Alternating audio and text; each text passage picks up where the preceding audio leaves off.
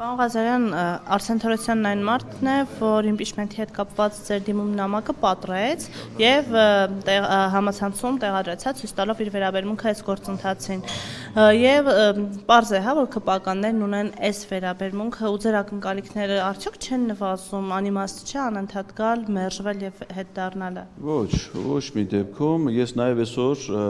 եթե Արսեն Թորոսյանը լինի իրենից, եթե ոչ, ապա հանձնաժողովի անդամներից կխնդրեմ, որպեսզի ինքը պարզաբանումներ տա իր այդ անթույլատրելի պահվածքի համար,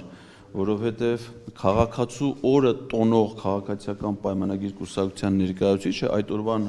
հաջորդող առաջի աշխատանքային օրը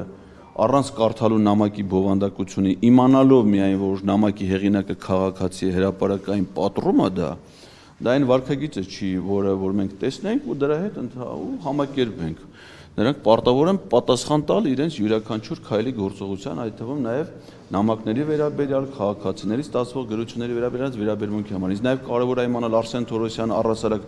բոլոր քաղաքացիների դիմումներն է պատռում, թե միայն իմ դիմումն է պատռել, որովհետև եթե պարզվի, որ դա միայն իմ դիմումն է, մյուսներինը չի պատռում, ապա դատախազություն հաղորդում էլ իր համար պիտի գնա, որովհետև դա նույնպես խտրական վերաբերմունքի դրսևորումն է։ Որ այս մարդկանց հետ մեր վերաբերմունքը կոնկրետ իմ ոչ թե իրենց ապօրինությունների, իրենց անգործության, իրենց հանցավորության հետ հաշտվելն է, այլ դրա դեմ պայքարելն է։ Եվ միգուցե այդ պայքարը որոշակի